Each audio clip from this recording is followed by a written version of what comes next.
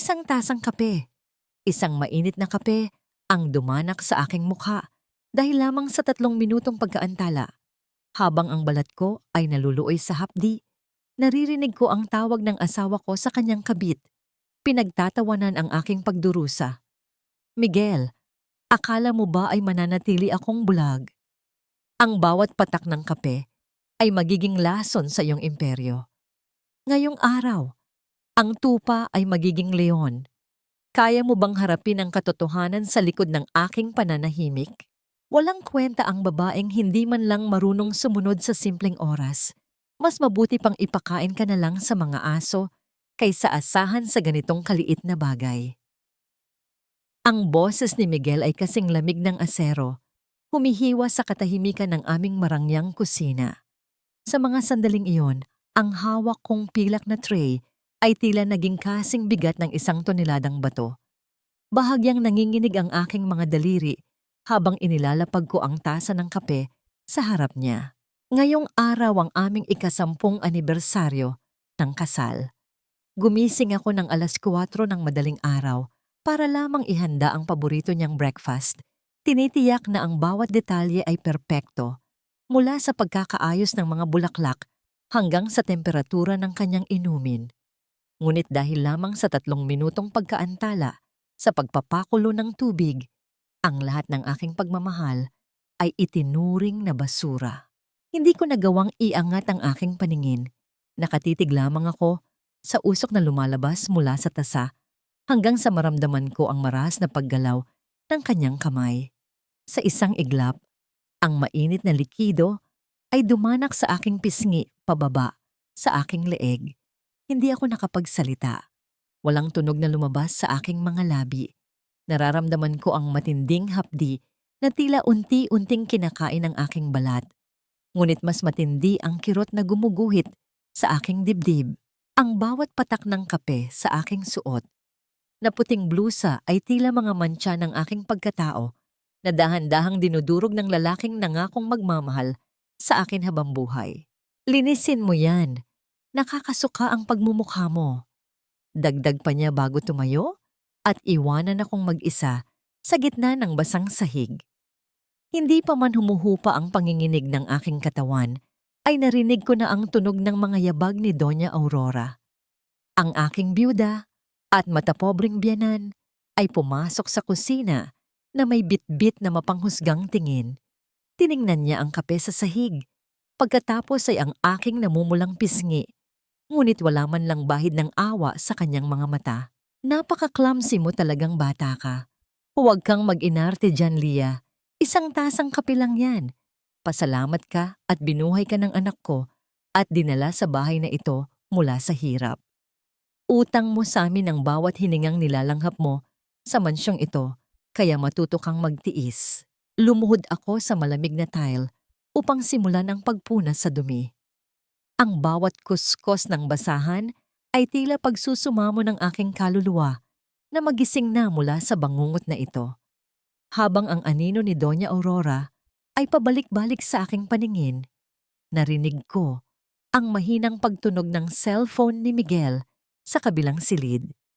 Sinundan iyon ng isang malutong na tawa, isang tawang hindi ko na narinig mula sa kanya sa loob ng maraming taon.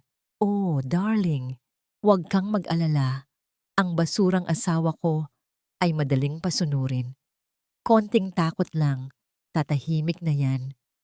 Kita tayo mamaya sa dati nating tagpuan. Ang bawat salita ay tila mga karayom na unti-unting tumutusok sa aking puso. Ang hapdi sa aking mukha ay tila nawalan ng saysay kumpara sa lamig na bumabalot sa aking buong pagkatao. Sa 10 taon ng aking pananahimik, sa 10 taon ng aking pagpapakumbaba, ito ba ang premyong matatanggap ko?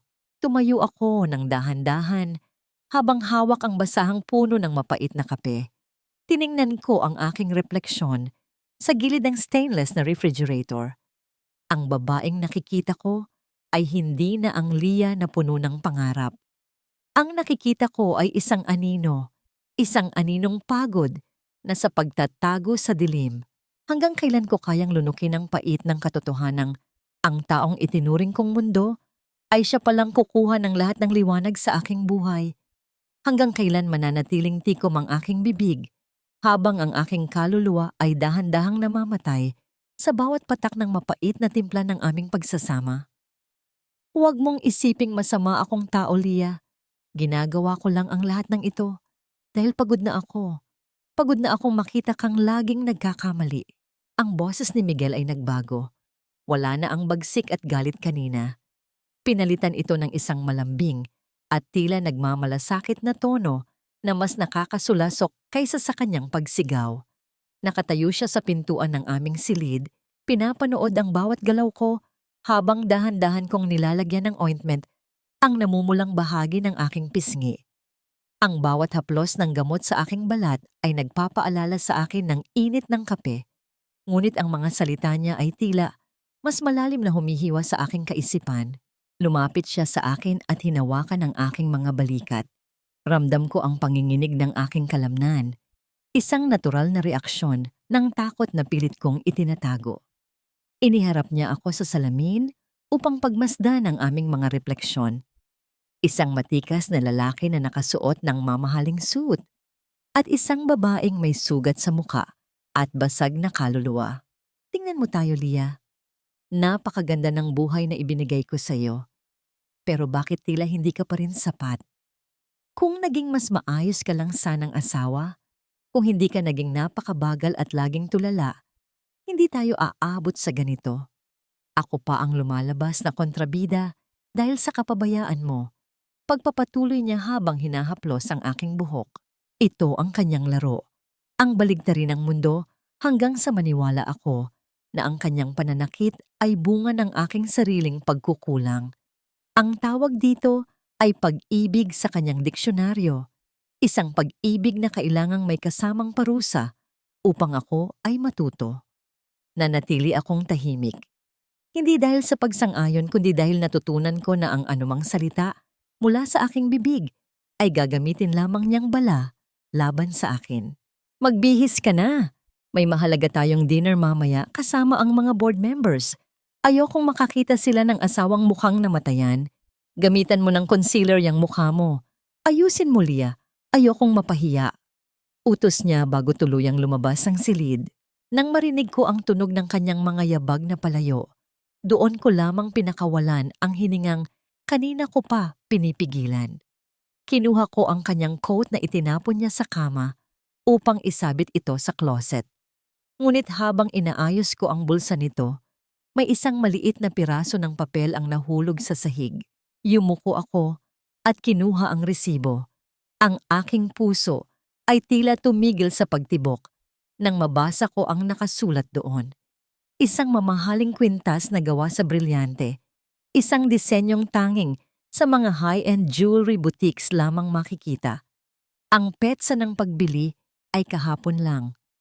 Ang halaga nito ay katumbas na ng isang maliit na bahay at lupa. Napahawak ako sa aking dibdib. Inisip ko kung ito ba ang sorpresa niya para sa aming anibersaryo. Isang bahagi ng aking puso ang nagnanais na maniwala.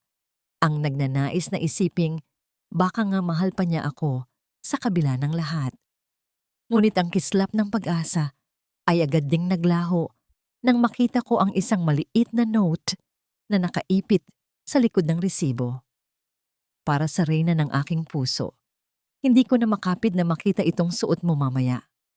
Love, M. Ang sulat kamay ay kay Miguel, ngunit ang mga salitang mamaya at reyna ng aking puso ay hindi para sa akin. Alam ko ang aking schedule. Ang dinner namin mamaya ay isang business meeting. Walang puwang para sa ganitong uri ng romantikong regalo sa harap ng mga board members. At higit sa lahat, kailanman ay hindi niya ako tinawag na Reyna. Para sa kanya, ako ay isang tauhan na kailangang disiplinahin. Nanginginig ang aking mga kamay habang ibinabalik ang resibo sa loob ng bulsa. Ang hapdi sa aking muka ay tila lumipat sa aking buong pagkatao. Habang tinitingnan ko ang concealer sa ibabaw ng aking vanity table, napagtanto ko na hindi lang ang sugat sa aking pisngi ang kailangan kong itago. Kailangan kong itago ang katotohanang Unti-unti ko nang nabubuo ang larawan ng kanyang pagtataksil. Sino ang babaeng tinutukoy niya?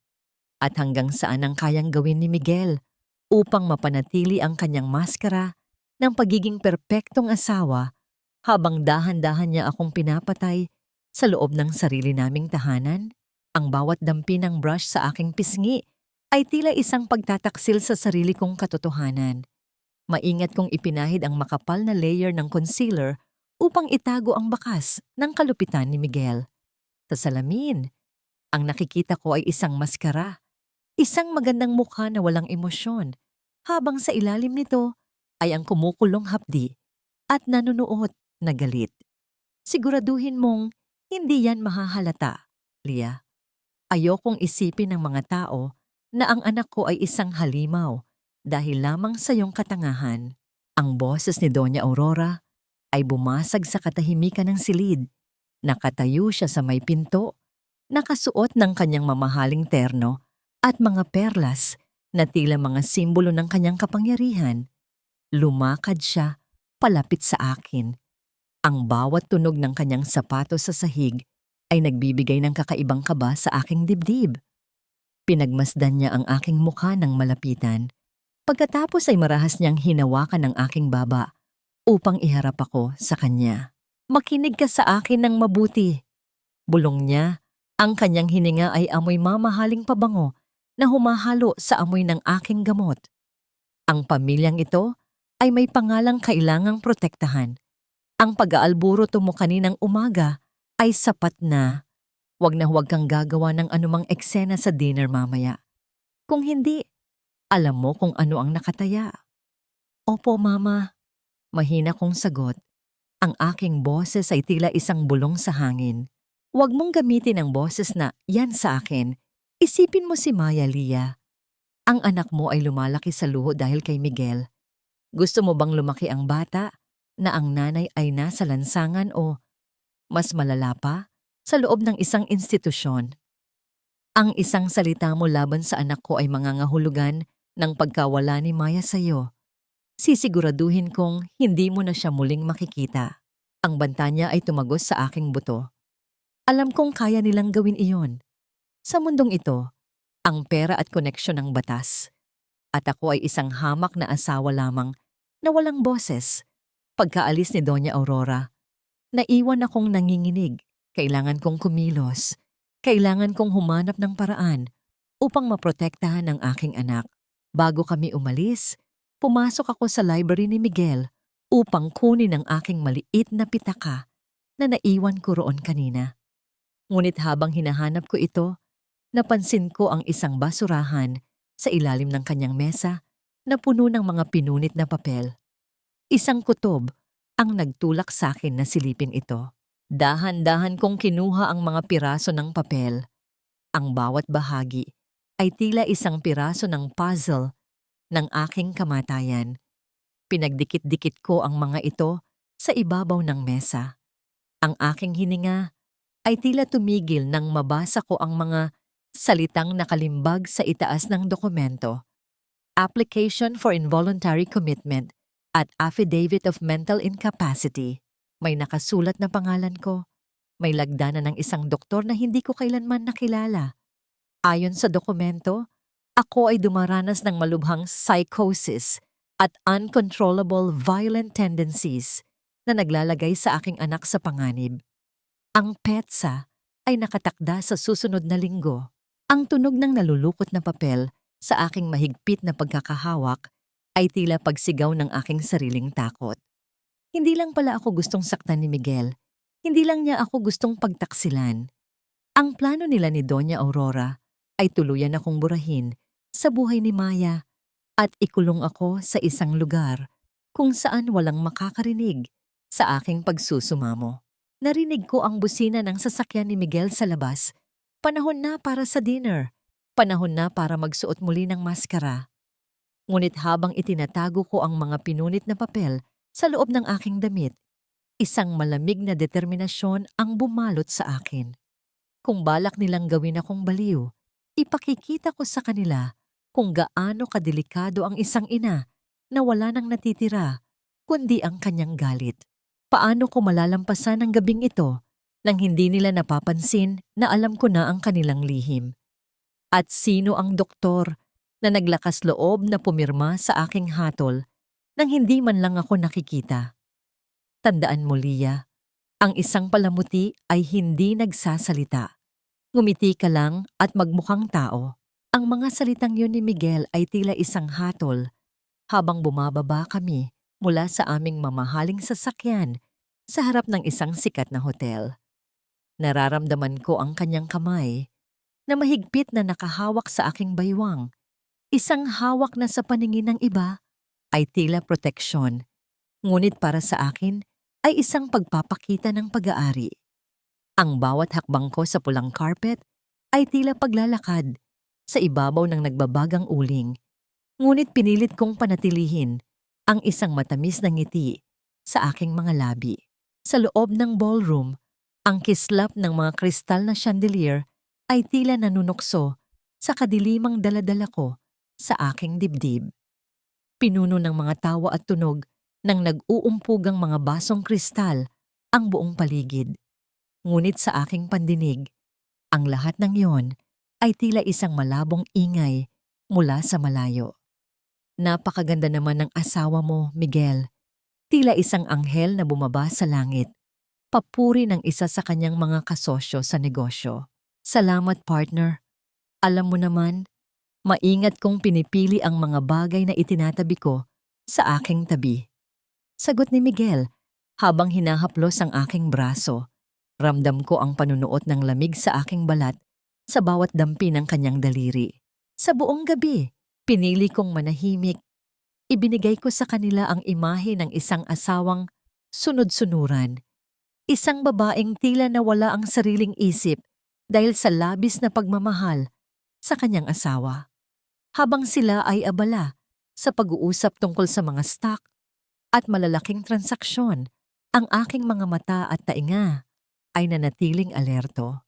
Napansin ko ang pabalik-balik na tinginan ni Miguel at ng kanyang CFO na si Sofia, ang babaeng may suot na mamahaling perlas na tila pamilyar sa akin.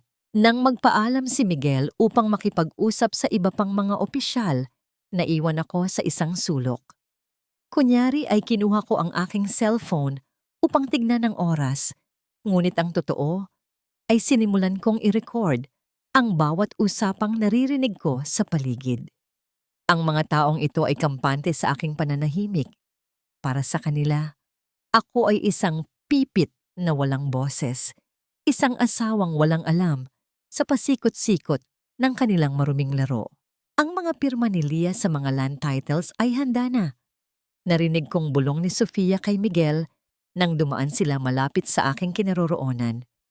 Sa sandaling mailipat ang assets, hindi na natin kailangan ang pirma niya para sa merger. Ang aking puso ay tila isang tambol na nagwawala sa loob ng aking dibdib. Hindi lang pala ang aking katinuan ang gustong kunin ni Miguel. Pati ang mga lupang ipinamana sa akin ng aking ama ay dahan-dahan na niyang kinakamkam sa pamamagitan ng pamimeke ng aking lagda. Ang bawat sandali ng aking pananahimik ay naging pagkakataon para sa akin na makita ang lawak ng kanilang kataksilan. Nang matapos ang gabi, habang pabalik na kami sa sasakyan, naramdaman ko ang pag-vibrate ng aking cellphone sa loob ng aking pitaka. Isang unknown number ang nagpadala ng isang mensahe na nagpatigil sa aking mundo. Huwag kang iinom ng anumang ibibigay nila sa iyo ngayong gabi. Alam ko ang plano nila sa iyo. Magkita tayo bukas sa lumang simbahan. Sino ang taong ito? At paano niya nalaman ang lihim na tanging ang mga halimaw sa loob ng aming bahay ang nakakaalam? Habang nakatingin ako sa labas ng bintana ng sasakyan, pinapanood ang mga ilaw ng syudad na tila mga maliliit na luhang nagniningning sa dilim. Napagtanto ko na hindi pala ako nag-iisa sa laban na ito. Ang aking pananahimik ay hindi natanda ng aking pagkatalo, kundi ang simula ng aking pagmamasid. Ang bawat lihim na kanilang itinatago ay unti-unti kong titipunin hanggang sa maging isang malaking apoy na tutupok sa kanilang lahat. Ang katahimikan ay hindi palaging tanda ng kapayapaan. Minsan, ito ang tunog ng isang biktima na dahan-dahang nagiging hukom.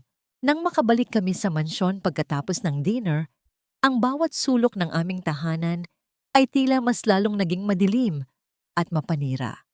Pumasok si Miguel sa aming silid, hinubad ang kanyang suit at hinarap ako na may kasamang isang baso ng gatas. Ang kanyang mga mata ay tila nagniningning sa ilalim ng ilaw ng chandelier. Isang ningning na hindi ko na mabatid kung pag-ibig ba o pagkauhaw sa kontrol.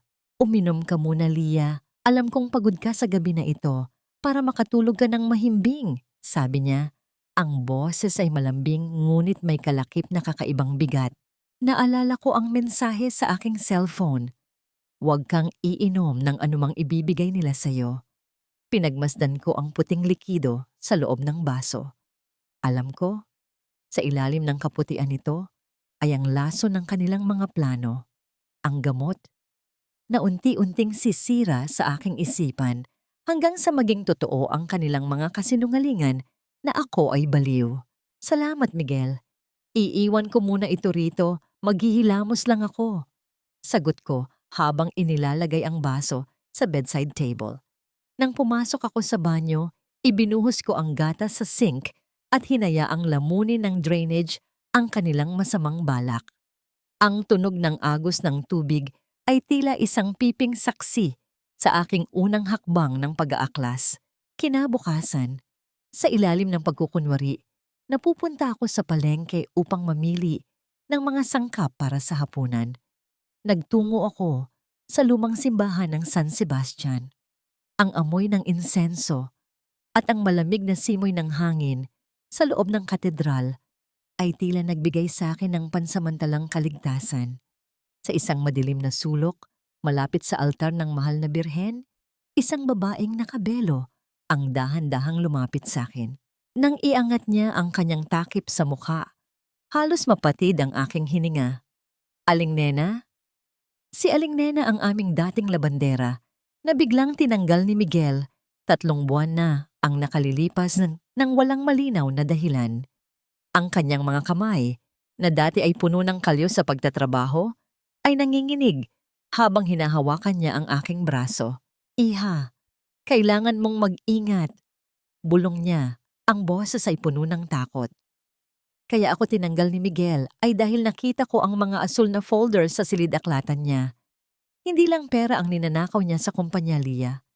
Ang mga pangalang nakalista sa payroll, ang mga ghost employees na tinatawag nila, ay mga taong matagal nang pumanaw.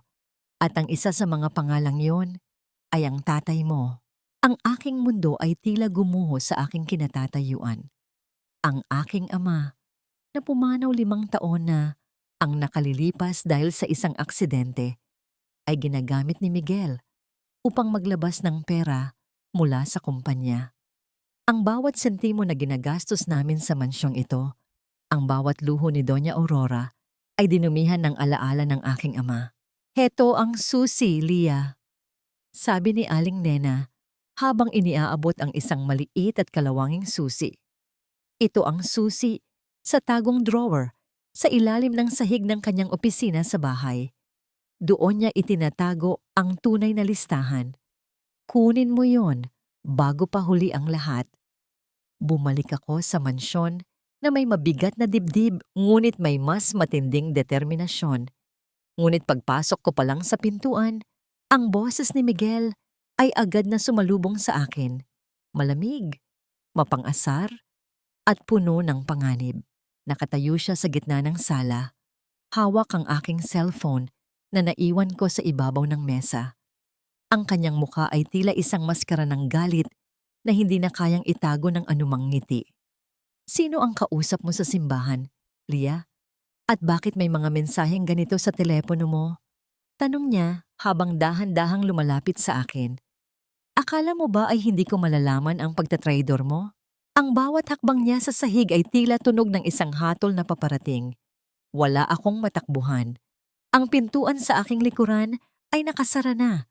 At sa harap ko ay ang lalaking handang pumatay ng aking dangal upang mapanatili ang kanyang mga lihim.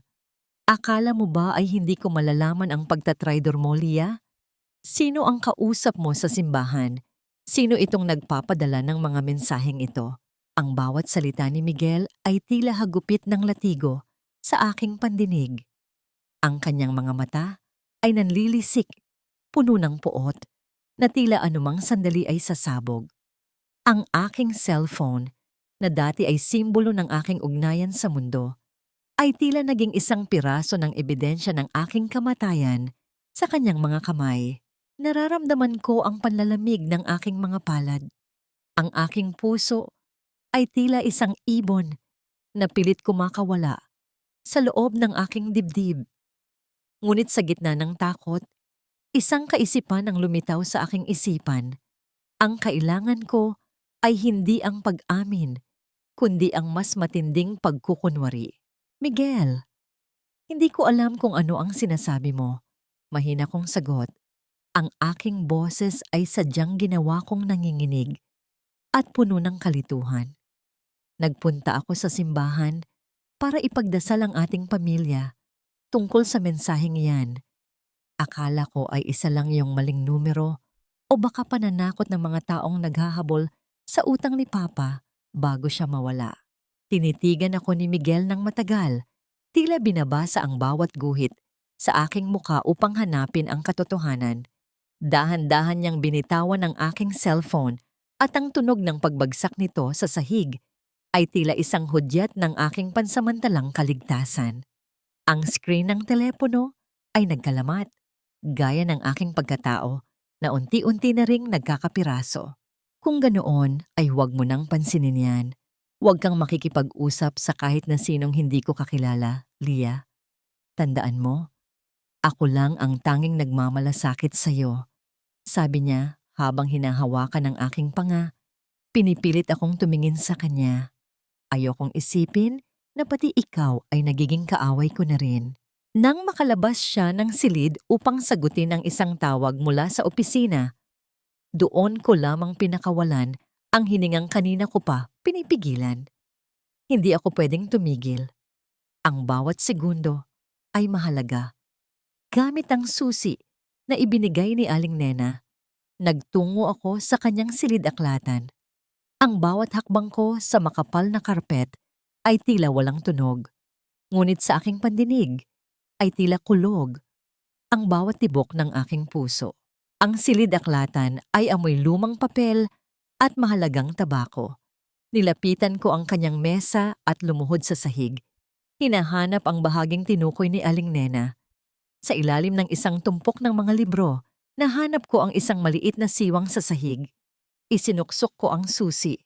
At sa isang marahang pagpihit, bumukas ang isang tagong drawer.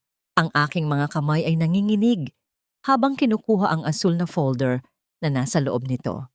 Binuklat ko ito at ang mga dokumentong tumambad sa akin ay tila mga ebidensya mula sa impyerno.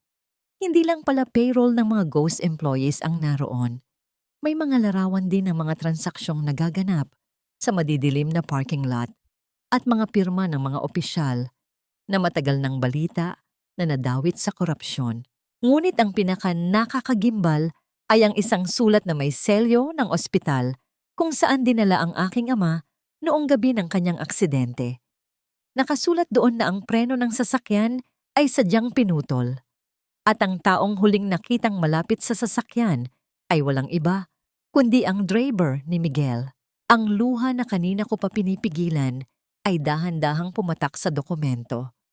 Ang lalaking pinasalamatan ko sa loob ng 5 taon dahil sa pagtulong sa amin ay siya palang mastermind sa pagpatay sa aking ama upang makuha ang aming mga lupain.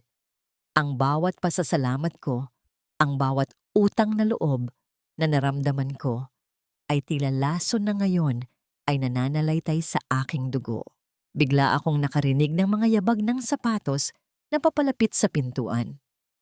Ang tunog ng pagpihit ng doorknob ay tila isang babala na ang aking oras ay tapos na. Wala na akong pagkakataong ibalik ang folder sa loob ng drawer.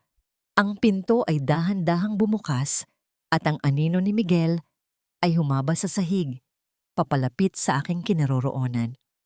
Anong ginagawa mo rito sa dilim, Lia? Bakit tila mas mahilig ka nang magtago sa mga sulok kaysa humarap sa akin? Ang boses ni Miguel ay tila isang malamig na haplos ng hangin sa aking batok. Sa isang mabilis at nanginginig na galaw, naisuksok ko ang asul na folder sa ilalim ng isang tumpok ng mga luma at maalikabok na magazine sa gilid ng mesa. Mabilis akong tumayo, pilit na pinapakalma ang bawat kalamnan sa aking katawan habang ang aking mga palad ay basa ng malamig na pawis. Naghahanap lang ako ng mga lumang album ni Miguel. Gusto ko lang makita ang mga larawan ni Papa. Sagot ko. Ang aking boses ay bahagyang nanginginig, ngunit pilit kong pinanatiling malambing. Naisip ko kasi, baka mas mapanatag ang loob ko kung maaalala ko siya. Lumapit si Miguel sa akin. Ang bawat hakbang niya sa makapal na karpet ay tila walang tunog. Ngunit ang kanyang presensya ay sapat na upang gumuho ang aking mundo. Hinawakan niya ang aking mukha. Ang kanyang mga daliri ay dahan-dahang dumaan sa aking namumulang pisngi na kaninang umaga lamang ay binuhusan niya ng mainit na kape. Ang nakaraan ay dapat nang ibinabaon, Lia. Gaya ng iyong ama, wala na siya. Bakit mo pa binubuhay ang mga alaala na magdadala lang sa'yo ng kalungkutan? You're becoming too obsessed with the dead. Bulong niya, ang kanyang mga mata ay nanunuri. Look at you. You look so pale, parang nawawala ka na sa sarili mo. Sa mga sandaling iyon, tila bumalik sa aking gunita ang eksena 5 taon na ang nakalilipas. Ang araw ng libing ni Papa. Naalala ko kung paano ako naluha sa balikat ni Miguel. Kung paano ko siya pinasalamatan dahil sa pagbabayad ng lahat ng gastusin sa ospital at punerarya. Akala ko, siya ang anghel na sumagip sa akin sa gitna ng unos. Ang bawat yakap niya noon, ang bawat pangakong hindi niya ako iiwan, ay tila mga lason na dahan-dahang pumatay sa aking kakayahang makita ang tunay niyang kulay. Ang sugat ng kahapon ay hindi pala dahil sa aksidente. Ito ay dahil sa isang planadong pagpaslang na hanggang ngayon ay hindi pa nahihilom. Baka tama ka, Miguel. Baka kailangan ko lang magpahinga. Tugon ko, habang ang bawat hibla ng aking puso ay sumisigaw ng galit.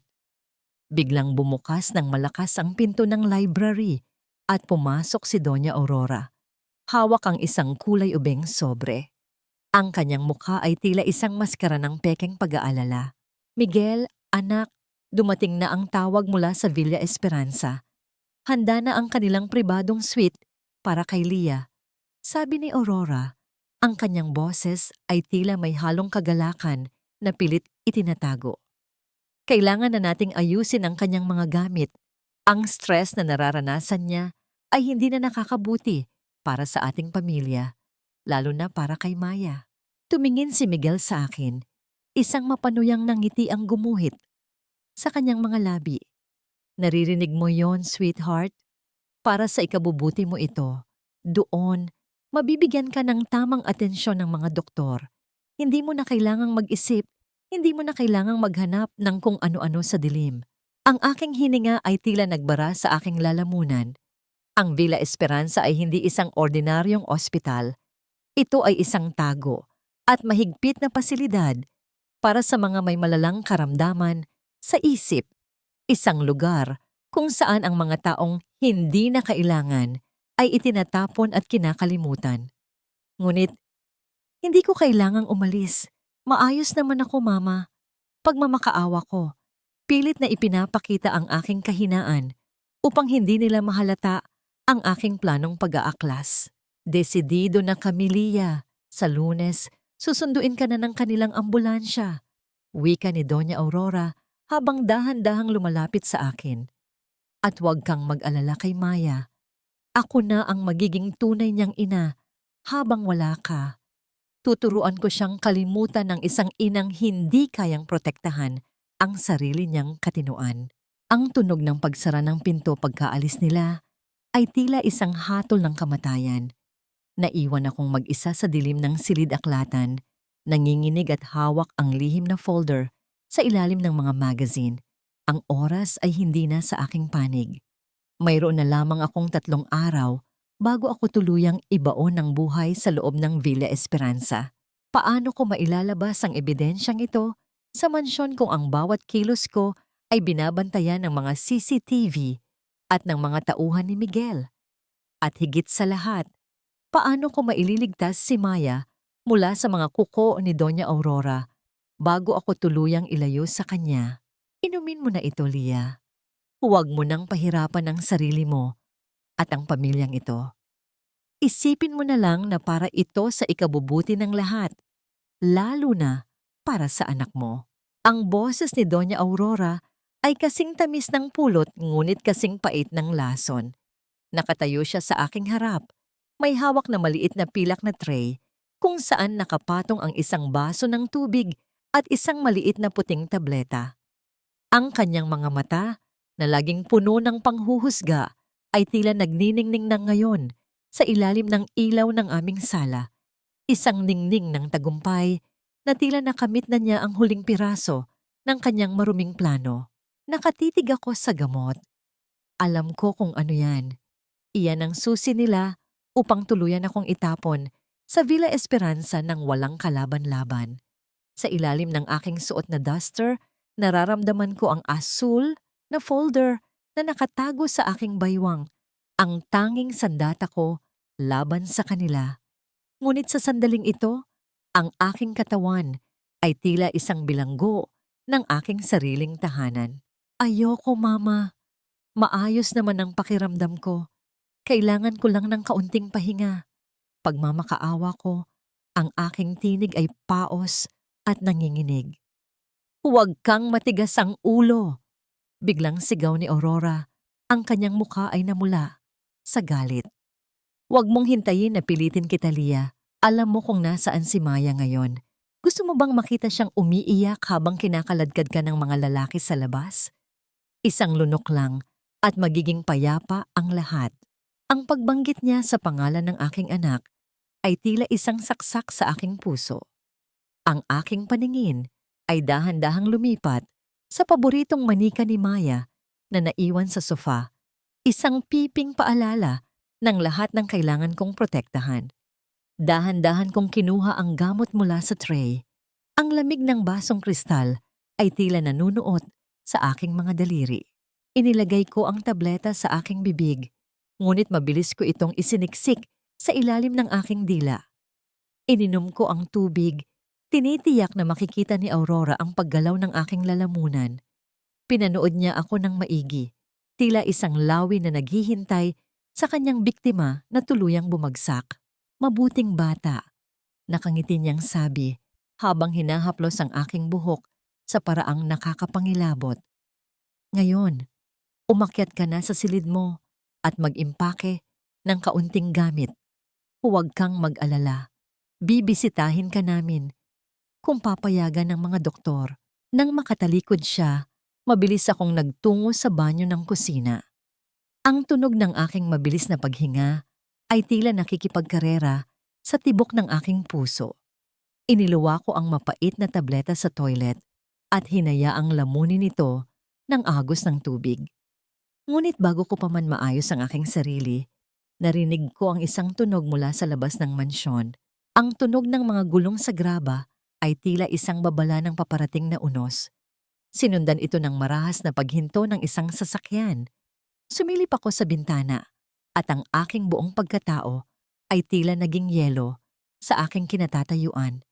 Isang puting ambulansya na may tatak ng Villa Esperanza ang nakaparada sa aming driveway. 2 lalaking nakasuot ng puting uniforme na may dalang straitjacket ang dahan-dahang bumababa habang kausap si Miguel sa may pintuan. Ang mukha ni Miguel ay walang kabakas-bakas ng awa. Tila ba isa lamang akong sirang kagamitan na kailangang iligpit bago dumating ang mga bisita. Nasaan siya? Narinig kong tanong ng isa sa mga lalaki. Ang boses ay baritono at walang emosyon. Nasa loob, handa na siya. Sagot ni Miguel, habang dahan-dahang itinatapon ang kanyang sigarilyo sa sahig at tinatapak-tapakan ito, gaya ng ginawa niya sa aking dangal. Nanginginig ang aking buong katawan. Hindi Lunes ang usapan, mas maaga silang dumating. Wala pa akong ebidensyang naipapadala kay Aling Nena. Nakulong ako sa loob ng sarili kong bitag at ang mga kuko ng Villa Esperanza ay dahan-dahan nang bumabaon sa aking balat.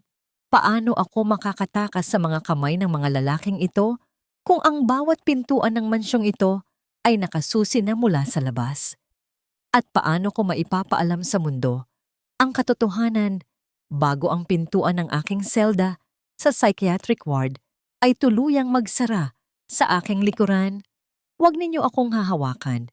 Isang hakbang pa at sisiguraduhin kong hindi lang ang lisensya ninyo ang mawawala, kundi pati ang kalayaan ninyo. Ang aking boses ay hindi nanginginig.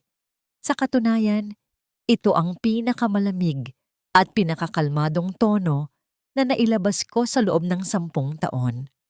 Nakatayo ako sa gitna ng silid. Ang aking likod ay tuwid gaya ng isang kawayan sa gitna ng bagyo. Ang dalawang lalaking nakaputi ay natigilan. Ang kanilang mga kamay na hawak ang straitjacket ay tila nanigas sa hangin. Pumasok si Miguel. Ang kanyang mukha ay puno ng pagkairita na tila ba isa lamang akong istorbo sa kanyang schedule. Lia, huwag ka nang gumawa ng eksena. Para sa'yo ito. Masyado nang magulo ang isip mo. Nakikita mo naman, di ba? Tiningnan ko siya ng diretso sa mga mata. Isang tingin na hindi ko nagawa kailanman. Ang isip ko, Miguel, o ang konsensya mo ang magulo? Dahan-dahan kong inangat ang aking cellphone na itinatago ko sa likod ng aking damit. Sa screen, pinindot ko ang play. Ang katahimikan ng silid ay binasag ng tunog ng isang marahas na pagbuhos ng likido. Sinundan ng malamig at malupit na boses ni Miguel. Walang kwenta ang babaeng hindi man lang marunong sumunod sa simpleng oras. Pagkatapos ay ang tunog ng kanyang pagtawa habang kausap ang kanyang kabit tungkol sa basurang asawa. Ang mga lalaking mula sa Villa Esperanza ay nagkatinginan. Hindi ito ang hitsura ng isang babaeng nawawala sa sarili. Ito ang hitsura ng isang biktima na may hawak na matibay na bala. Ang video na ito ay naka-upload na sa isang cloud storage na may access ang aking abogado. Sabi ko, ang bawat salita ay tila isang patak ng yelo. Kung pipilitin ninyo akong isama, ang video na ito, kasama ang mga dokumento ng pekeng diagnosis na binayaran ni Miguel, ay direktang mapupunta sa pulisya at sa media. Gusto niyo ba talagang madamay sa krimen ng lalaking ito? Namutla. Si Miguel, ang kanyang panga ay naginggit-ngit sa galit, ngunit nakikita ko ang takot sa likod ng kanyang mga mata. Si Doña Aurora, na nakatayo sa may pintuan, ay biglang humalakhak ng mapait. Akala mo ba ay sapat na yan, Lia? Isang video lang, sabi ni Aurora habang dahan-dahang lumalapit. Ang kanyang mga perlas ay tila sumasakal sa kanyang leeg. Maaari naming sabihin na inedit mo yan. Maaari naming sabihin na bahagi yan ng iyong delusyon. Sino ang paniniwalaan ng mundo? Ang isang makapangyarihang pamilya o ang isang asawang itinatapon sa psychiatric ward? Lumapit si Miguel sa akin. Ang kanyang hininga ay amoy alak at galit. Hinablot niya ang aking braso ng napakahigpit. Sapat na upang mag-iwan ng panibagong pasa. Sige, manatili ka rito kung gusto mo. Bulong niya sa aking tainga. Ang boses ay puno ng kamandag. Pero tandaan mo ito, Lia. Ang bawat sandali na pipiliin mong lumaban ay isang sandali na ilalayo ko sa iyo si Maya. Sa tingin mo ba ay ligtas ang anak mo sa piling ng mga tauhan ko habang ikaw ay abala sa paggawa ng pelikula? Isang tawag ko lang at hindi mo na malalaman kung saang lupalop ng mundo ko siya itatago. Ang aking puso ay tila piniga ng isang higanting kamay. Ang determinasyon ko ay sandaling nayanig ng takot para sa aking anak. Ang tagumpay ko sa harap ng mga doktor ay biglang naging abo sa harap ng kanyang banta. Huwag mong idadamay ang anak ko, Miguel. Hikbi ko, ang aking katinuan ay tila dahan-dahang kinakain ng takot. Desisyon mo yan, Lia. Ang kalayaan mo o ang anak mo, sabi ni Miguel habang dahan-dahang binibitawan ang aking braso at tumingin sa mga lalaking nakaputi. Bigyan niyo muna kami ng 5 minuto. Mukhang kailangan lang naming mag-usap ng masinsina ng asawa ko. Nang sumara ang pinto at kaming tatlo na lamang ni Miguel at Aurora ang naiwan, ang hangin sa silid ay tila nawalan ng oksiheno. Nakatayo ako roon, hindi na bilang isang matapang na babae, kundi bilang isang inang nakabaon ang paa sa kumunoy. Gaano kalayo ang kayang gawin ni Miguel upang protektahan ang kanyang imperyo? At kaya ko bang isakripisyo ang aking tanging pagkakataon na makalaya kung ang kapalit nito ay ang panganib sa buhay ni Maya? Ang pinakamasakit na sugat ay hindi yung galing sa mainit na kape, kundi ang sugat na gawa ng katotohanang ang sarili mong asawa ay kayang gamitin ng iyong anak bilang pain sa isang madilim na laro. Naiwan akong nakatayo sa gitna ng sala habang pinapanood ang pag-alis ng puting ambulansya mula sa bintana. Pinili ni Miguel na paalisin ang mga ito sa ngayon, hindi dahil sa awa, kundi dahil natatakot siyang gumawa ako ng eksenang makakaakit ng atensyon ng mga kapitbahay bago niya tuluyang maitago si Maya. Ang bawat paglayo ng sasakyan sa aming driveway ay tila pagliit ng aking mundo, hanggang sa maging isang masikip na selda na lamang ang mansyong ito. Isang maling galaw mo, Lia, at titiyakin kong sa susunod na makikita mo si Maya ay sa likod na ng isang makapal na salamin. Bulong ni Miguel bago niya ako iniwan sa pangangalaga ng 2 bagong security guards na nakatayo na ngayon sa tapat ng pintuan ng aming silid. Sa loob ng 4 na sulok ng aking kwarto, ang katahimikan ay tila isang buhay na nilalang na sumasakal sa akin. Ngunit sa ilalim ng kutsyon ng aking kama, may isang bagay na hindi nila nahanap. Isang lumang tablet na pagmamay-ari ni Maya na matagal nang hindi nagagamit. Gamit ang mahinang signal ng Wi-Fi mula sa kabilang bahay, nagawa kong magpadala ng isang mensahe sa tanging tao na alam kong makakatulong sa akin. Isang oras ang lumipas at isang abiso ang lumitaw sa screen.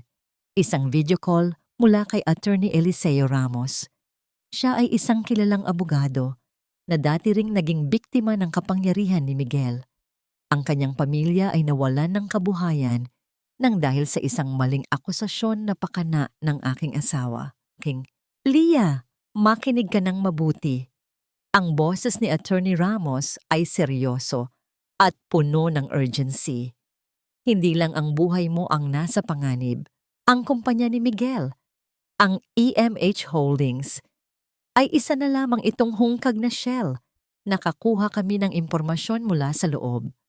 Ang lahat ng investment na kinuha niya sa mga tao, pati na ang pension funds ng libu-libong empleyado, ay naglaho na. Ginamit niya ang mga ito para bayaran ang kanyang mga utang sa mga ilegal na sugal sa Macau at para itago ang kanyang mga maruming transaksyon. Ang aking puso ay tila tumigil sa pagtibok. Hindi lang pala siya isang abusadong asawa at mamamatay tao. Si Miguel ay isang magnanakaw na walang sinasanto. Paano ang mga empleyado, attorney? Ang mga taong nagtatrabaho para sa amin sa loob ng maraming taon.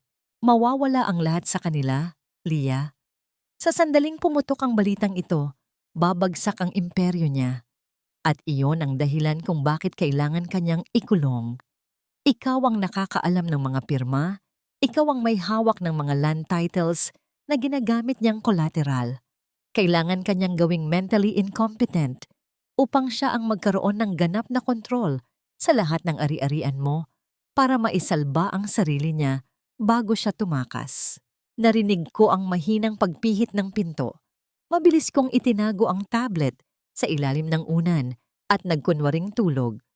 Pumasok ang isang maid na may dalang pagkain, ngunit ang kanyang mga mata ay pabalik-balik sa paligid ng silid, tila may hinahanap. Nang lumabas siya, narinig ko ang pag-click ng kandado mula sa labas. Hindi na lang ito tungkol sa akin. Tungkol na ito sa katarungan para sa aking ama, para sa libu-libong pamilyang nanakawan ni Miguel, at higit sa lahat, para sa kinabukasan ni Maya. Kailangan kong kumilos. Kailangan kong makahanap ng paraan upang ilabas ang asul na folder na nasa akin pa rin bago matuklasan ni Miguel na hindi ko ito binitawan. Ngunit ang pinakanakakayanig na balita ay dumating nang muli kong silipin ang mensahe ni Attorney Ramos. Lia, mag-ingat ka. Nalaman namin na si Miguel ay nag-apply na ng mga visa para sa kanya at sa isang babae na nagngangalang Sofia at isang bata. Isang bata na may ibang pangalan sa pasaporte pero ang litrato ay kay Maya.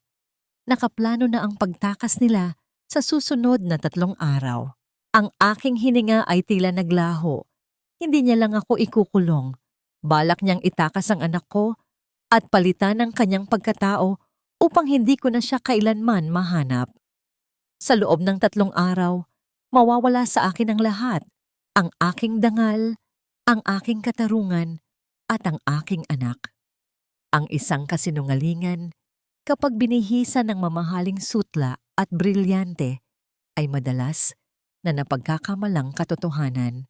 3 araw na lamang bago ang aming ika-10 anibersaryo, ang araw na itinakda ni Miguel para sa kanyang huling pagtatanghal. Sa gitna ng aming malawak na hardin, abala ang mga florist sa pag-aayos ng mga puting rosas, habang ang tunog ng mga kagamitang inilalatag ng mga caterer ay tila isang nakakabinging kumpas ng aking nalalapit na kamatayan. Pumasok si Miguel sa aking silid kasama ang isang sikat na stylist at isang pangkat ng mga photographer mula sa isang lifestyle magazine. Ang kanyang mukha ay maliwanag, puno ng ngiti, na tila ba wala siyang balak na itapon ako sa isang selda sa susunod na linggo. Sweetheart, ayusin mo ang iyong ngiti. Gusto kong makita ng buong bansa kung gaano tayo kaligaya. Sabi niya habang iniaabot ang isang mamahaling terno na kulay ginto. Hinawakan niya ang aking kamay sa harap ng mga kamera at ang init ng kanyang palad ay tila isang babala na kailangan kong sumunod. Don't worry, Miguel. I will give them the performance they deserve. Mahina kong sagot na may kasamang pilit na nangiti. Sa loob-loob ko, ang bawat flash ng camera ay tila isang paalala na kailangan kong maging mas matalino sa kanya. Sa bawat click ng lens, ipinapakita ko ang imahe ng isang debotong asawa, habang ang aking isipan ay bumubuo na ng sarili nitong patibong. Habang abala si Miguel sa pakikipag-usap sa reporter tungkol sa kanyang matagumpay na kumpanya at sa kanyang lihim sa isang masayang relasyon, nagawa kong makapuslit patungo sa kanyang opisina sa ilalim ng dahilan na kailangan kong uminom ng gamot. Ang bawat hakbang ko sa pasilyo ay tila isang pakikipagkarera sa oras.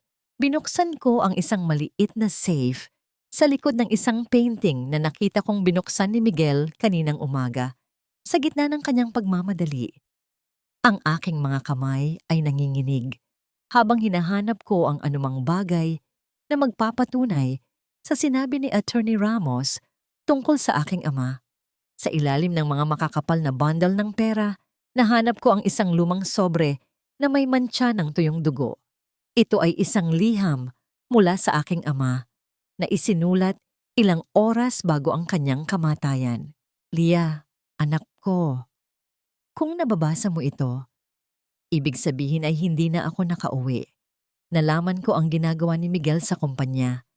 Hinarap ko siya ngayon at binalaan niya ako. Huwag kang magtitiwala sa kanya, anak. Ang lalaking pinakasalan mo ay hindi ang taong akala natin. Binantaan niya ang buhay ko at natatakot ako na baka pati ikaw ay saktan niya. Ang bawat salita ng aking ama ay tila isang sampal ng katotohanan na nagpabagsak sa aking tuhod. Hindi lang pala aksidente.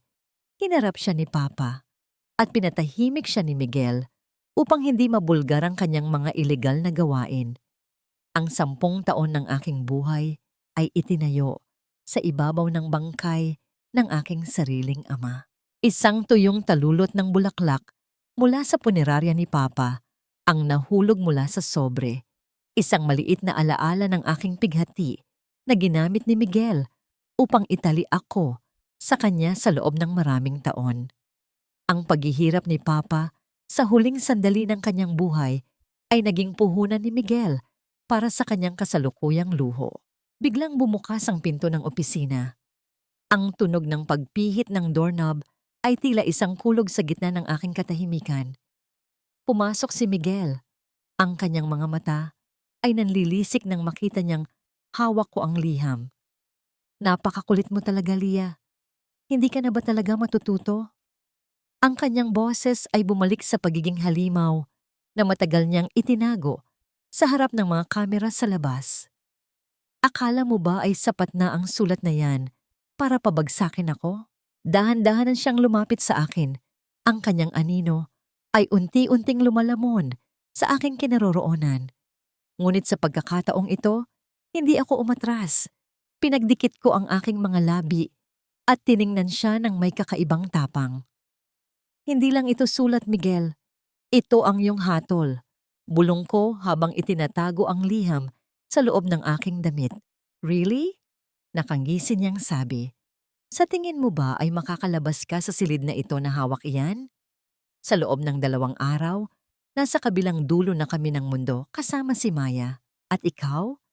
Maiiwan ka rito sa Pilipinas sa loob ng isang puting silid habang iniisip ng lahat na tuluyan ka na ngang nabaliw dahil sa pangungulila sa iyong ama. Ang kanyang tawa ay tila isang sumpa na nanunuot sa aking kaluluwa. Ang panganib ay mas malapit na kaysa sa inaasahan ko. Mayroon na lamang akong 48 oras bago mawala sa akin ang aking anak habang buhay. Ang pinakamasakit na katahimikan ay hindi ang kawalan ng tunog, kundi ang sandali na ang isang tao ay hindi na sumisigaw sa sakit dahil wala na siyang natitirang luha para sa taong pumatay ng kanyang kaluluwa. Nakatayo si Miguel sa aking harap. Ang apoy mula sa kanyang lighter ay tila isang sumasayaw na demonyo sa gitna ng dilim ng library. Kinuha niya ang liham ni Papa mula sa aking nanginginig na kamay at hinayaan ang dulo nito na lamunin ng liwanag. Pinanood ko ang mga huling salita ng aking ama na naging itim na abo. Dahan-dahang lumilipad sa hangin bago tuluyang bumagsak sa mamahaling carpet. Walang ebidensya, walang kaso, Lia. Ganyan kasimple ang buhay. Bulong niya habang dahan-dahang lumalapit sa akin. Ang amoy ng alak at usok ay tila isang lason na bumabalot sa aking hininga. Sa tingin mo ba, ay hahayaan kitang sirain ang lahat ng pinaghirapan ko? Ang liham na ito ay guni-guni mo lang, gaya ng lahat ng marahas na kwentong iniisip mo tungkol sa akin. Hindi ako kumikibo, nanatili akong tila isang estatwa ng yelo. Ang bawat bahagi ng aking katawan ay sumisigaw na saktan siya. Nabawiin ang dangal ni Papa. Ngunit alam ko na sa pagkakataong ito, ang aking galit ay dapat na maging malamig at kalkulado. Ang pagkabasag ng kristal ay hindi palaging maingay. Minsan, ito ay ang tahimik na pagbitak ng tiwala hanggang sa wala nang matira, kundi mga matatalim na piraso. Bakit hindi ka umiiyak? Bakit hindi ka nagmamakaawa gaya ng dati? Tanong niya, ang kanyang tinig ay may halong pagtataka at inis. Hinawakan niya ang aking panga. Pinilit akong tumingin sa kanyang mga mata na tila naghahanap ng kahit anong bakas ng takot. Dahil ang mga luha ko, Miguel, ay naubos na kasabay ng abo ng sulat na yan. Mahina kong sagot. Ang boses ko ay kasing patag ng sahig. Gawin mo ang gusto mo. Ihanda mo ang Villa Esperanza. Ihanda mo ang mga pasaporte. Pero tandaan mo, ang katotohanan ay hindi nasusunog ng lighter. Isang malakas na sampal ang dumapos sa aking kabilang pisngi, sapat na upang maramdaman ko ang lasa ng dugo sa loob ng aking bibig. Ngunit sa halip na tumumba, nanatili akong nakatayo. Ang aking paningin ay nanatiling nakapako sa kanya. Ang sampal na yon ay hindi na masakit. Ito ay tila isang hudyat lamang na ang huling tali ng aking pasensya ay tuluyan ng naputol. Biglang tumunog ang telepono sa ibabaw ng mesa. Ang pangalan ni Sofia ay lumitaw sa screen, nagliliwanag sa dilim. Napabitaw si Miguel sa akin at mabilis na kinuha ang telepono Ang kanyang mukha ay biglang nagbago mula sa pagiging halimaw patungo sa isang mapanlinlang na kasintahan. Yes, Sofia, handa na ba ang lahat para sa flight natin bukas pagkatapos ng gala? Good. Don't worry about Leah. She's already broken. She won't be a problem anymore. Sabi niya habang nakatalikod sa akin, ang bawat salita ay tila isang pako sa krus na aking dinadala. Nang lumabas siya ng silid upang ituloy ang kanilang usapan, dahan-dahan akong naglakad patungo sa silid ni Maya. Pumasok ako sa kanyang kwarto at pinagmasdan ang aking anak habang mahimbing na natutulog. Yakap-yakap ang kanyang paboritong stuffed toy. Ang kanyang inosenteng mukha ang tanging dahilan kung bakit ang aking puso ay tumitibok pa rin. Umupo ako sa tabi niya at dahan-dahang inayos ang kanyang buhok. Isang maliit na hairpin na hugis, paru-paro ang kinuha ko mula sa kanyang cabinet. Ito ang hairpin na ibinigay ni Papa sa kanya bago ang huli nitong kaarawan. Hinawakan ko ito nang mahigpit hanggang sa bumaon ang talim nito sa aking palad. Hindi ka nila makukuha, Maya. Pangako yan ng nanay. Bulong ko sa hangin. Ang aking tinig ay puno ng determinasyong higit pa sa kamatayan. Lumabas ako ng silid at nagtungo sa banyo. Kumuha ako ng gunting at dahan-dahang ginupit ang mahabang buhok na dati ay gustong-gusto ni Miguel na hinahaplos. Ang bawat hibla na bumabagsak sa sink ay tila mga tanikala na isa-isang napapatid. Sa harap ng salamin, ang nakikita ko ay hindi na ang mahinang si Leah. Ang nakikita ko ay isang babaeng handang sumabog kasabay ng pagbagsak ng imperyo ng lalaking pumatay sa kanyang mundo. Bukas ang gabi ng gala. Bukas ang huling anibersaryo. Ang entablado ay nakahanda na. At sa pagkakataong ito, hindi lang ako ang manonood. Ako ang susulat ng huling eksena. Ang bawat kislap ng mga kristal na chandelier sa loob ng ballroom ay tila mga nanunuwasok na mata. Pinapanood ang bawat hakbang ko sa gitna ng karamihan. Suot ko ang gintong terno na pinili ni Miguel. Isang kulay na sumisimbolo sa yaman at tagumpay. Ngunit para sa akin ito ay tila isang bakal na baluti na nagtatago ng aking nanginginig na katawan. Ang aking buhok, na ngayon ay maikli na at maayos na inayusan, ay naging usap-usapan sa bawat sulok. Ngunit tanging isang malamig na ngiti lamang ang isinasagot ko sa kanilang mga bulong. Napakaganda mo nga ngayong gabi, Leah. Ang bagong gupit mo ay nagbibigay sa iyo ng imahe ng isang matapang na babae. Sabi ni Miguel, habang iniaabot sa akin ang isang baso ng champagne. Ang kanyang boses ay puno ng pagmamalaki, ngunit ang kanyang mga daliri na humahawak sa aking siko ay tila mga kuko ng isang agila na ayaw magpakawala. Sa kabilang bahagi ng bulwagan, nakita ko si Sofia. Suot niya ang kwintas na brilyante na nakita ko sa resibo. Ang regalong para sana sa reyna ng puso ni Miguel. Nagtama ang aming mga mata at isang mapang-aping ngiti ang gumuhit sa kanyang mga labi. Alam niya ang plano. Alam niya na pagkatapos ng gabing ito, ako ay itatapon sa Villa Esperanza at siya ang kukuha sa aking pwesto, sa aking mansyon at sa aking anak. Ladies and gentlemen, may I have your attention please? Ang boses ni Miguel ay umalingaw-ngaw sa buong ballroom habang umaakyat siya sa entablado.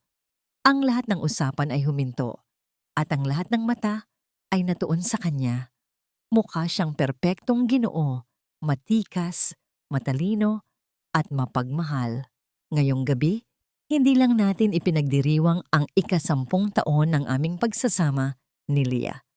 Ipinagdiriwang din natin ang katatagan ng aming pamilya sa kabila ng mga pagsubok, pagpapatuloy niya habang tumitingin sa akin ng may pekeng pagsinta. Leah, sweetheart, halika rito sa tabi ko. Gusto kong makita ng lahat ang inspirasyon sa likod ng EMH Holdings.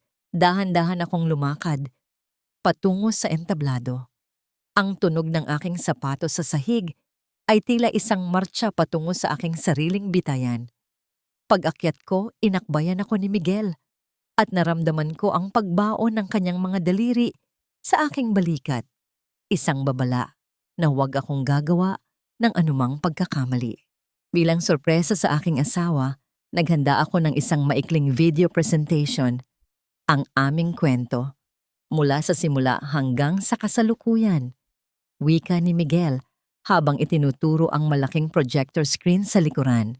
Ang mga ilaw sa ballroom ay dahan-dahang namatay. Ang tanging liwanag na natira ay ang mula sa screen. Nagsimula ang musika, isang malungkot ngunit romantikong kanta.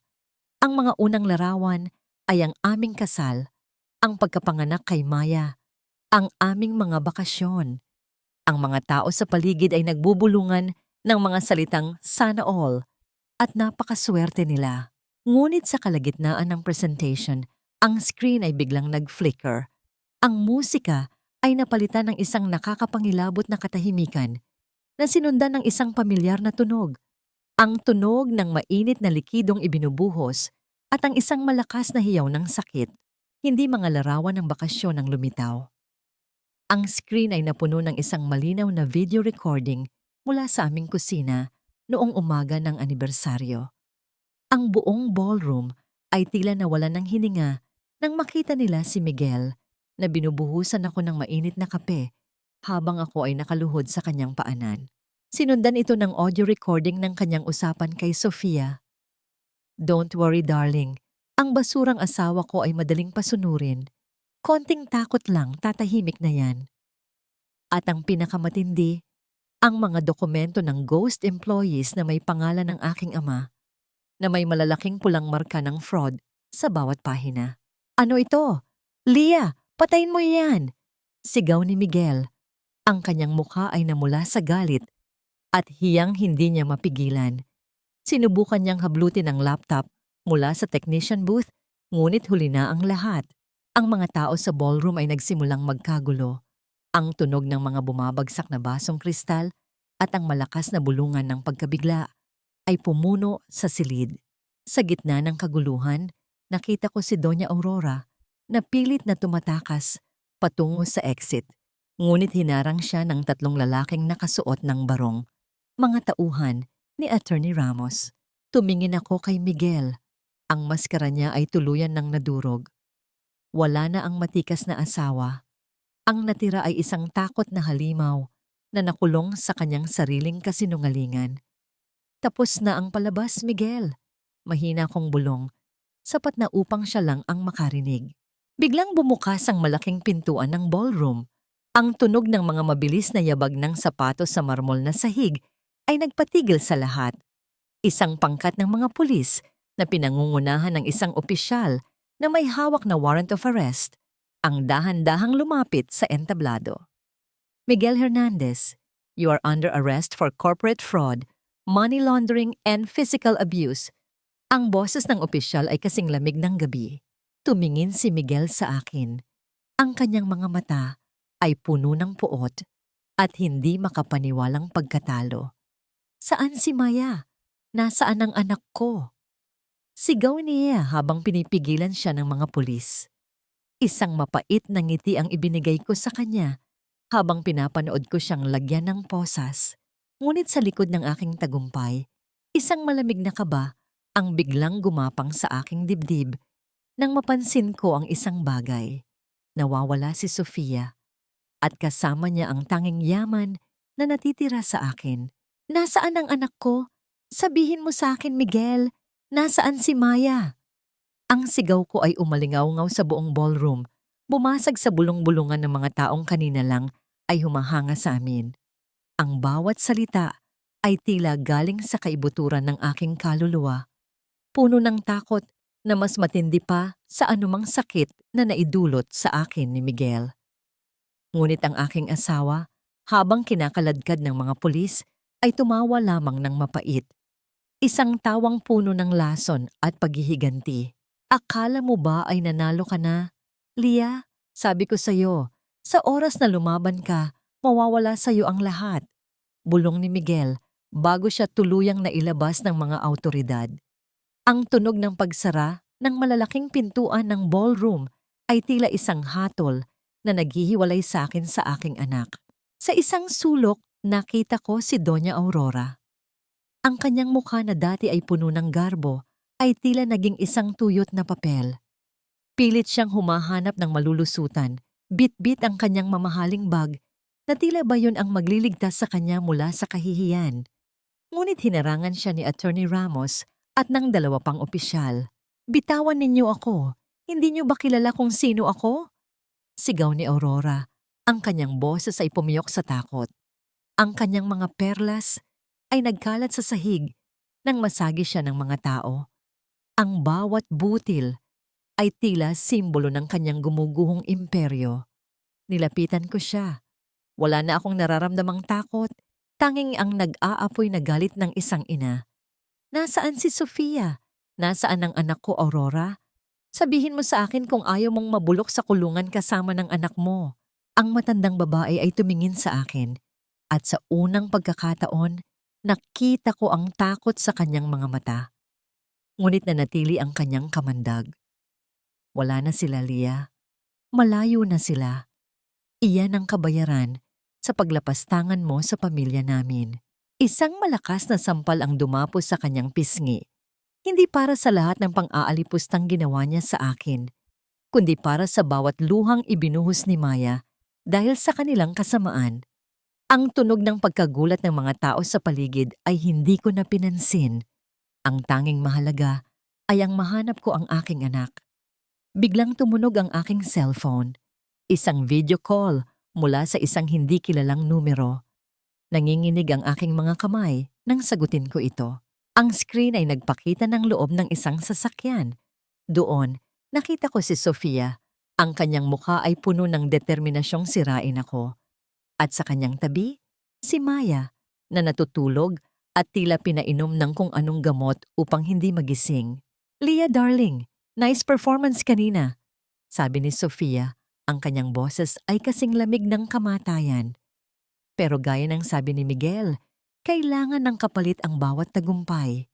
Papunta na kami sa airport. Sa loob ng 1 oras, hindi mo na muling makikita si Maya. Ito ang magiging souvenir mo sa iyong freedom. Ang bawat tibok ng aking puso ay tila naging isang malakas na tambol ng desperasyon. "Sofia, pakiusap. Huwag mong isama ang anak ko. Sa'yo na ang lahat. Sa'yo na ang pera. Sa'yo na si Miguel. Huwag lang si Maya." Ngunit ang tanging isinagot niya ay ang pagpatay sa tawag. Ang katahimikan pagkatapos niyon ay mas nakakabingi kaysa sa anumang sigaw. "Attorney Ramos, kailangan nating makarating sa pribadong hangar ng EMH Holdings sa loob ng 30 minuto." Sabi ko. Ang aking tinig ay naging bakal sa gitna ng unos. Ang bawat hakbang ko palabas ng ballroom ay tila isang pagtakas mula sa aking nakaraan patungo sa isang laban na hindi ko pwedeng matalo. Ang bawat tunog ng sirena ng pulis sa labas, ang bawat haginit ng gulong sa kalsada, ay tila nakikipagkarera sa aking hininga. Ang ginto kong terno ay punit na sa laylayan. Ang aking sapatos ay nawala na sa gitna ng kaguluhan. Ngunit wala akong pakialam. Kung kailangang dumanak ang aking dugo sa aspalto para lamang mabawi si Maya, gagawin ko. Habang papalapit kami sa airport, nakita ko ang isang maliit na eroplano na dahan-dahang gumagalaw patungo sa runway. Ang aking hininga ay tila tumigil. Naroon sila. Naroon ang huling piraso ng aking buhay na balak nilang nakawin. Kaya ko bang pigilan ang paglipad ng eroplanong iyon bago tuluyang maglaho ang aking anak sa malawak na kalangitan? O ang aking tagumpay laban kay Miguel ay magiging pinakamapait na trahedya ng aking buhay? Hindi ang lamig ng gabi o ang hapdi ng aking mga sugat ang nagpahirap sa aking paghinga, kundi ang bawat metrong naglalayo sa akin sa kaisa-isang dahilan ng aking pananatili sa mundong ito. Ang aspalto ng runway ay kasing tigas ng puso ni Miguel at ang bawat hakbang ko rito nang nakayapak ay tila paglalakad sa ibabaw ng mga bubog. Sa malayo, ang pribadong eroplano ng mga Hernandez ay dahan-dahan ng umaarangkada. Ang tunog ng naglalakihang makina nito ay tila isang dambuhalang nagngangalit na nagnanakaw sa katahimikan ng gabi. Harangan ninyo ang daan. Huwag ninyong hayaang makalipad ang eroplanong iyon.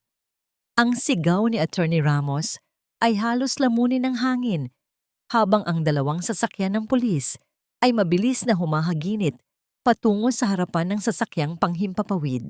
Ang bawat sandali ay tila tumatagal ng 1 taon. Sa loob ng aking isipan, nakikita ko ang mukha ni Maya, ang kanyang maliliit na kamay, ang amoy ng kanyang buhok na parang baby powder, at ang kanyang mga tawa na tanging nagbibigay ng liwanag sa aking madilim na mansyon. Hindi ko hahayaang maging biktima siya ng isang babaeng walang ibang hangad kundi ang manira. Sa wakas, ang eroplano ay napilitang huminto dahil sa pagharang ng mga patrol cars. Ang pag-atungal ng mga makina nito ay dahan-dahang humupa, na pinalitan ng nakakabinging katahimikan ng gabi. Tumakbo ako ng buong lakas, binaliwala ang bawat kirot sa aking katawan hanggang sa marating ko ang pintuan ng eroplano. Nang bumukas ang pinto, tumambad sa akin si Sofia. Ang kanyang buhok ay gulo-gulo. Ang kanyang mga mata ay puno ng desperasyon at galit na tila isang hayop na nakulong sa isang sulok. Hawak niya si Maya na hanggang ngayon ay hindi pa rin nagigising mula sa kanyang malalim na pagkakatulog. Isang hakbang paliya at isasama ko ang batang ito sa impyerno. Sigaw ni Sofia habang pilit na kinakaladkad ang aking anak. Sofia, tapos na ang laro. Wala na si Miguel. Wala na ang pera. Wala na ang lahat. Sabi ko, ang aking boses ay galing sa pinakamalalim na bahagi ng aking pagkatao bilang isang ina. Bitawan mo ang anak ko. Huwag mong dagdagan ang kasalanang pagbabayaran mo. Sa isang iglap, bago pa man makakilos si Sofia, ang mga opisyal ng pulis ay mabilis na nakapasok sa loob. Ang tunog ng pagkakaladkad at ang mga sigaw ni Sofia ay tila isang malabong ingay na lamang sa aking pandinig nang sa wakas ay makuha ko si Maya mula sa kanyang mga bisig.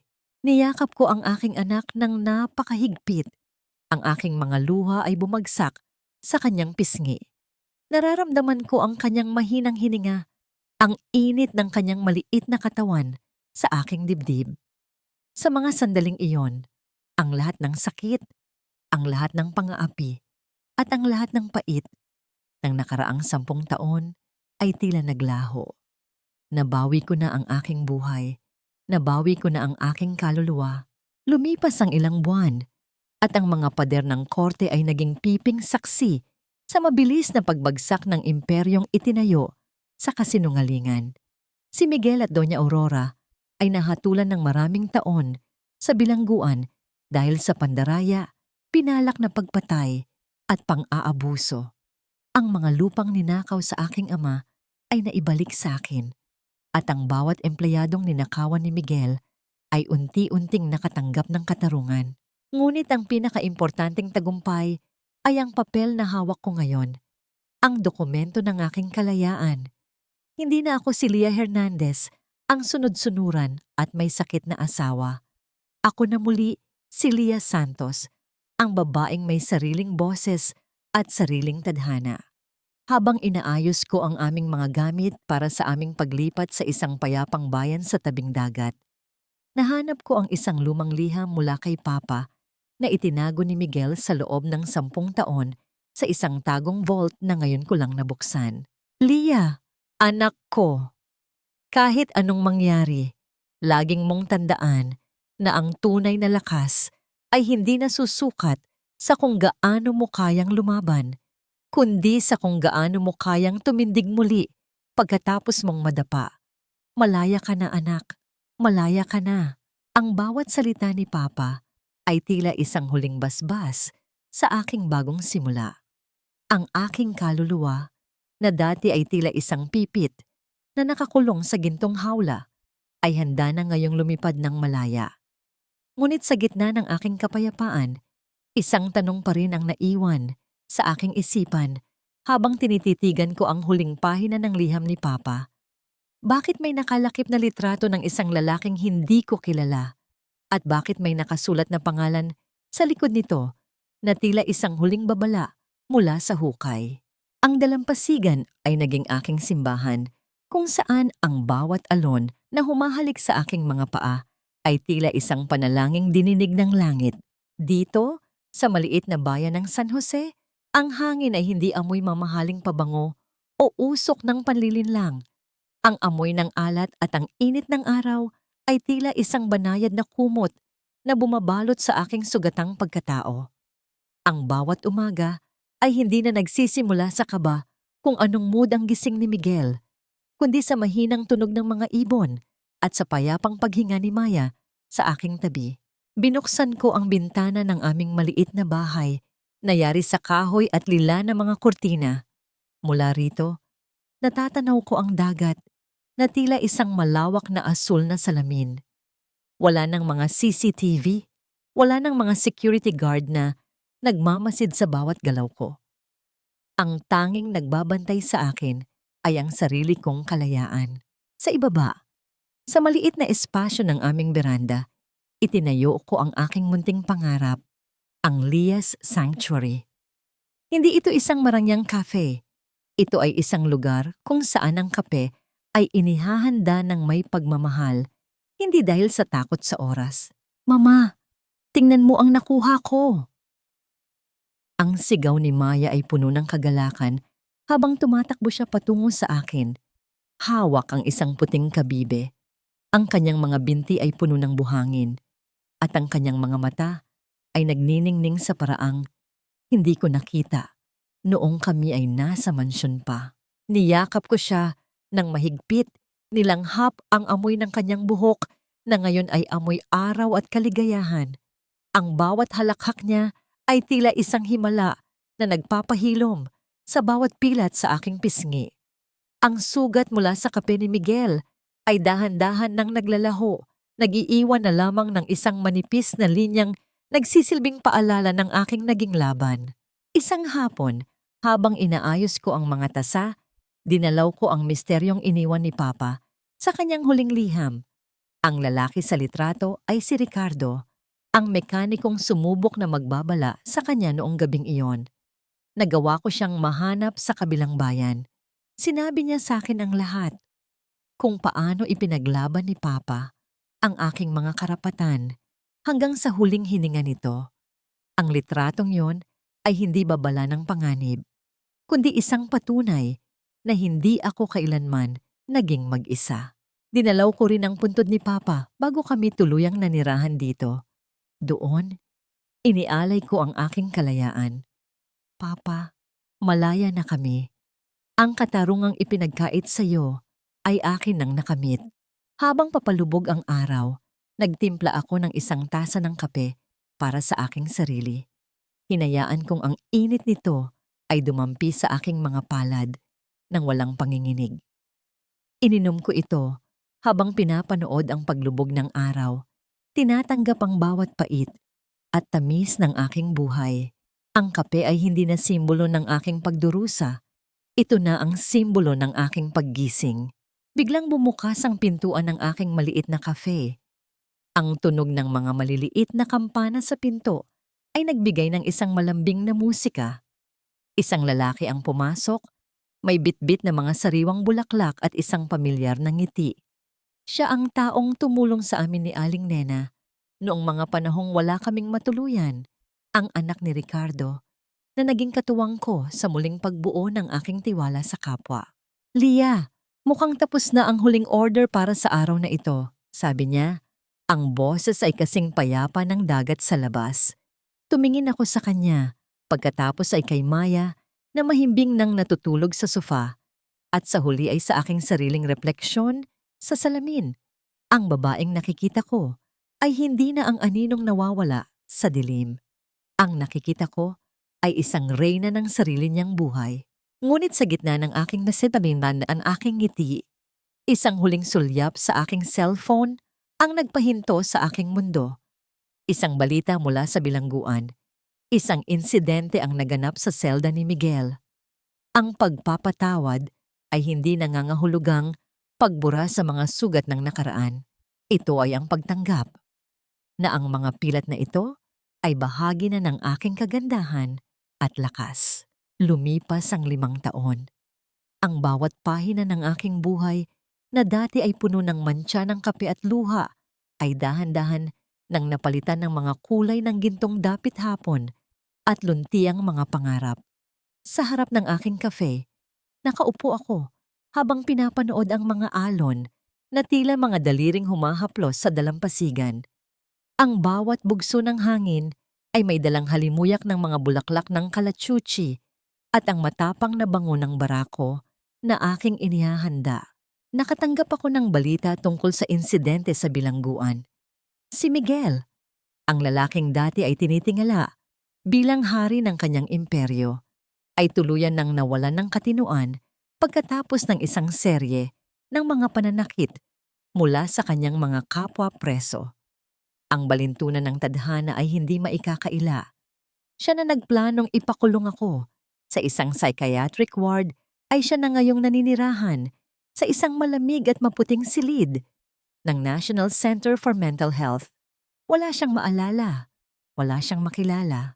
Ang boses niya na dati ay puno ng kamandag ay naging isang mahinang bulong na lamang ng mga pangalang wala ng kabuluhan. Pinatawad ko na ba siya? Habang tinitingnan ko ang aking refleksyon sa tasa ng kape, napagtanto ko na ang kapatawaran ay hindi para sa kanya, kundi para sa aking sarili. Pinatawad ko ang aking sarili sa pananatili ng matagal sa dilim. Pinatawad ko ang aking sarili sa paniniwalang wala akong halaga. Ang galit na dati ay tila isang nagbabagang uling sa aking dibdib ay naging malamig na abo na lamang na tinangay na ng hangin ng dagat. Wala na akong nararamdamang puot, tanging isang malalim na katahimikan na nagmumula sa pag-alam na ang hustisya ay may sariling paraan ng pagdating. Mama, tignan mo, ang ganda ng drawing ko. Ang tinig ni Maya ay masigla at puno ng buhay. 15 taong gulang na siya ngayon, isang matalinong dalaga na may matapang na paninindigan.